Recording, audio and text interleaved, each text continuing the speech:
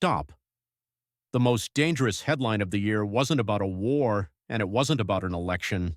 It was a check, a $7.5 billion check, written to leave America. When Microsoft announced they are building the backbone of the future, their massive AI infrastructure in Canada, the media called it an expansion. They lied. This wasn't an expansion. This was an evacuation. Microsoft looked at the chaos in our courts, the weaponization of our laws, and the absolute unpredictability of Washington, and they made a terrifying calculation. The United States is no longer safe for business. Think about that. The company that defined American innovation is now betting billions against American stability. This is the loudest warning siren we have ever heard. It screams that the machinery of our country is broken, and if the most powerful corporation on earth is running for the exit because they don't trust our legal system, what makes you think your job, your retirement, or your rights are safe here? I'm Daniel Kershaw. I don't deal in partisan spin, I deal in cold, hard facts, and the fact is, the American default is dead. Let me show you exactly why they left and why your wallet might be next. For the last 70 years, the United States has held a unique position in the global economy. We were the default. If you were a major corporation planning a massive infrastructure project, especially one involving sensitive data and high technology, you built it in America.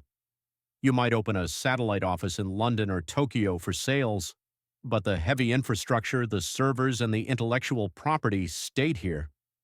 Why? Because for generations, the U.S. offered a combination that was unbeatable: the deepest capital markets, the best talent, and crucially, the most stable legal system on the planet. You knew that in America, contracts would be enforced, property rights were sacred, and the government wouldn't change the rules of the game overnight just because of a political whim. But Microsoft's $7.5 billion move to Canada signals that the default is dead. This isn't a modest outpost. This represents one of the largest digital infrastructure investments in Canadian history. They are building the physical backbone of artificial intelligence, the data centers that will process the world's information for the next 2 decades outside of U.S. jurisdiction. Now you have to ask the hard question, why? Why would an iconic American company born in the garages of the U.S. choose to place its most critical future assets across the northern border? The answer brings us to a concept that is reshaping modern geopolitics: digital sovereignty. To understand this, we have to stop thinking about the cloud as something floating in the sky. The cloud is physical. It is steel, concrete, fiber optic cables, and massive servers humming in a warehouse. And here is the legal reality that most people ignore. Where that data physically sits determines whose laws govern it. If your medical records, your banking history, or your private communications are stored on a server in Northern Virginia, they are subject to U.S. law. That means they are subject to U.S. warrants, U.S. surveillance statutes, and U.S. court orders. For a long time, the world was fine with that. But recently, the calculation has changed. The perception of the American legal system has shifted from stern but fair to chaotic and weaponized. Global companies and foreign governments are watching our news. They see a Supreme Court under attack. They see a Department of Justice that half the country believes is politically compromised. They see regulations that swing wildly from one administration to the next. 1 year an industry is subsidized, 4 years later it is penalized. This is what legal analysts call jurisdictional turbulence. In contrast, look at what Canada is selling. They aren't selling lower taxes or cheaper labor. They are selling boredom. They are selling institutional stability. Microsoft is effectively saying that they need a sanctuary. They need a place where the rule of law is so predictable it's almost dull. In the high-stakes world of AI, where billions of dollars and the privacy of millions of people are on the line, exciting politics is a liability. Unpredictable judges are a risk factor. This is a profound, stinging indictment. When a neighbor wins a massive contract not because they are more innovative, but simply because they are more stable, it forces us to look in the mirror. We are losing our competitive edge not due to a lack of talent, but due to a surplus of political chaos. But there is another layer to this story. one that hits even closer to home for the average citizen. It's not just about laws, it's about physics. Artificial intelligence is a ravenous beast. It doesn't just sit there, it consumes. Every time you ask a chatbot a question, servers light up, processors heat up, and fans spin at maximum velocity. This requires two things in massive quantities: electricity to run the chips, and water to cool them down. We are talking about industrial-scale consumption. Microsoft looked at the US power grid and saw a system that is aging, overstressed, and once again bogged down in political gridlock. We can't seem to agree on how to build transmission lines, we argue over every new power plant, and our grid reliability in major tech hubs is dropping. Then they looked north. Canada offers a climate that naturally cools these massive heat-generating facilities for much of the year, a massive cost saving. But more importantly, they offer a clear government-backed plan for clean energy expansion. Here is the connection to your life. When we fail to upgrade our infrastructure because our politicians are too busy fighting culture wars, we lose jobs.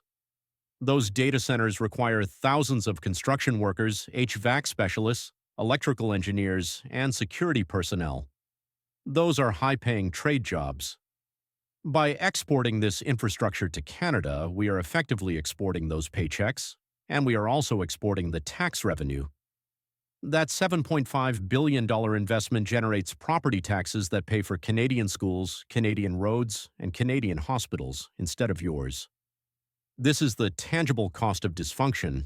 It's not just shouting on cable news, it's money leaving your community because your government can't get its act together to build a reliable grid or a predictable regulatory environment.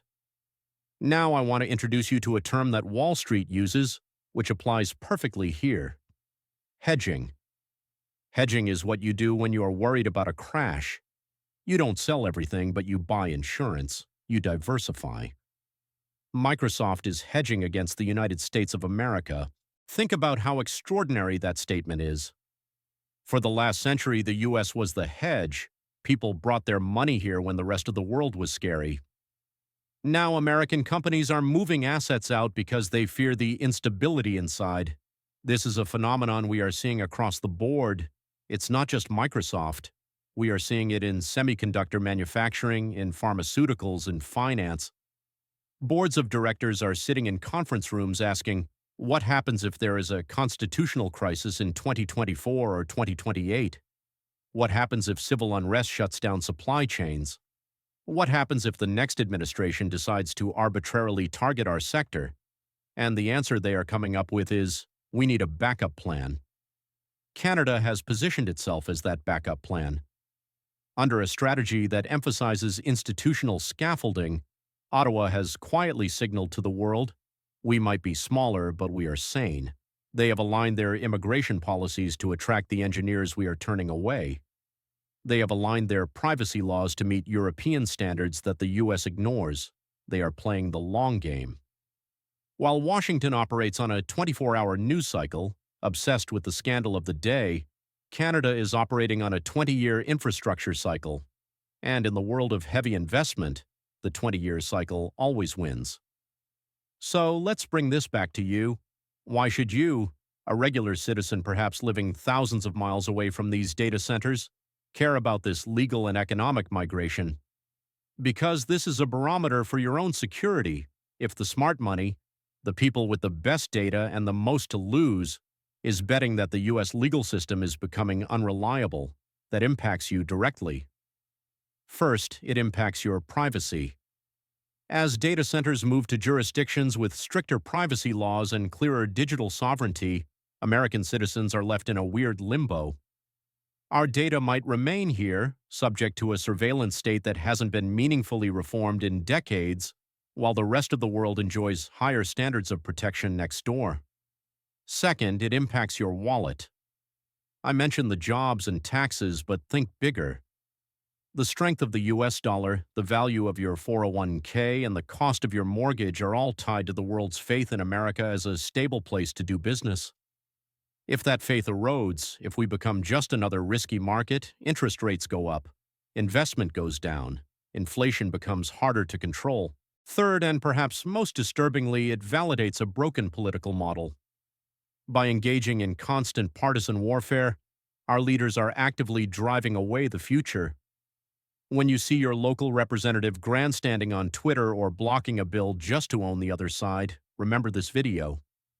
Remember that while they are getting likes on social media, Microsoft is signing checks in Canada. The performance art of modern American politics has a price, and we are paying it in lost national potential. We need to zoom out and look at the historical arc here. For most of human history, nations competed for land, for gold, for oil. Today, the most valuable resource is trust. In the 21st century, the nations that will thrive are not necessarily the ones with the biggest armies, but the ones with the most boring, predictable, and fair institutions. Canada's victory here is a proof of concept. They have proven that institutional stability is a marketable asset. They are marketing their courts, their grid, and their political calmness as a product. And the world is buying. This should be a wake-up call for every American across the political spectrum. We often talk about American exceptionalism, but there is nothing exceptional about a legal system that scares away investment. There is nothing exceptional about a power grid that can't support the future. We are in danger of becoming a nation that rests on its past laurels while its neighbors build the future. The digital scaffolding of the next era, the AI that will diagnose diseases, manage traffic, and run economies, is being erected right now, and a significant chunk of it is being erected outside our borders, not because we lack the land, but because we lack the order. As we wrap this up, I want to leave you with a thought about responsibility. Microsoft made a choice. They chose stability over chaos. They chose a 20-year horizon over a 4-year election cycle. Now we as citizens have a choice to make. We can continue to reward politicians who treat our legal system like a reality TV show. We can continue to shrug our shoulders when norms are shattered and institutions are degraded. Or we can demand a return to the boring, essential work of governance. We can demand a legal system that is independent, a regulatory environment that is consistent, and an infrastructure strategy that actually builds things. The $7.5 billion that just went north is not just money lost. It is a mirror held up to our face. It shows us what we are becoming in the eyes of the world. A risk, a gamble, a question mark. I don't know about you, but I believe America should be the answer, not the question. If this analysis resonated with you, if you are tired of the noise and want to understand the real mechanics of how power and money are moving in our world, then I invite you to join this community. We are building a place for people who want to think critically, beyond the partisan talking points. If you want to know how these massive legal and political shifts will impact your taxes, your rights, and your future, please consider subscribing. And more importantly, leave a comment below. Do you think the U.S. can regain its reputation for stability, or is this capital flight to Canada just the beginning of a long decline? I read your comments, and I want to know what you see from where you stand. I'm Daniel Kershaw. Thank you for watching, and let's keep following the facts wherever they lead.